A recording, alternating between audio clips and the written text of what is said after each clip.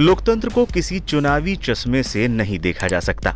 अगर सरकार के सारे फैसले लोकतांत्रिक ही हों तो फिर अदालतों की कोई जरूरत ही नहीं रह जाएगी। सेम सेक्स मैरिज मामले पर सुनवाई के दौरान चीफ जस्टिस डीवाई चंद्रचूड़ ने यह टिप्पणी की। केस की सुनवाई के दौरान केंद्र सरकार के वकील ने कहा था कि अदालतें एलजीबीटीक्यू कपल्स के अधिकारों पर फैसला नहीं दे सकती, ऐसा करना अलोकतांत्रिक होगा। इसी के जवाब में चीफ जस्टिस ने ये बात कही। मुख्य न्यायाधीश ने अपने फैसले में कहा, अगर चुनी हुई सरकार के सभी फैसले पूरी तरह लोकतांत्रिक ही हों और मूल अधिकारों के उद्देश्य को पूरा करते हों तो फिर अदालतों की क्या जरूरत है, जिनका काम ही है कानून की व्याख्या करना। अदालत का तो काम यही है कि जब सरकार संवैधानिक मसलों पर गलती करे तो उसके फैसलों की समीक्षा करे। उन्होंने कहा कि हमारे संविधान में ही इसे लोकतंत्र की बात कही गई है, जिसकी सभी को जरूरत है।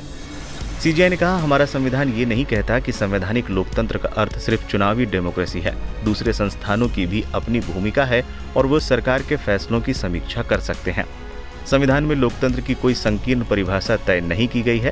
यही नहीं, उन्होंने समलैंगिक विवाह के मामले में केंद्र सरकार की राय को भी संकीर्ण बताया। उन्होंने कहा कि लोकतंत्र को लेकर आपकी परिभाषा ठीक नहीं है और ये संकीर्ण मानसिकता है। उन्होंने कहा, देश में शिक्षा का अधिकार कानून अदालत के दखल के बाद ही बना था और फिर इसे मूल अधिकार के तौर पर लागू किया जा सका।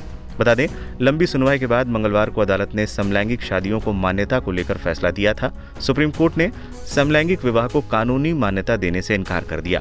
कोर्ट ने कहा कि यह संसद का अधिकार क्षेत्र है। हालांकि कोर्ट ने इस बात पर भी जोर दिया कि समलैंगिक व्यक्तियों को अपना साथी चुनने का अधिकार है। कोर्ट ने समलैंगिक शादियों की मान्यता को लेकर सरकार को कमेटी बनाने का भी सुझाव दिया है।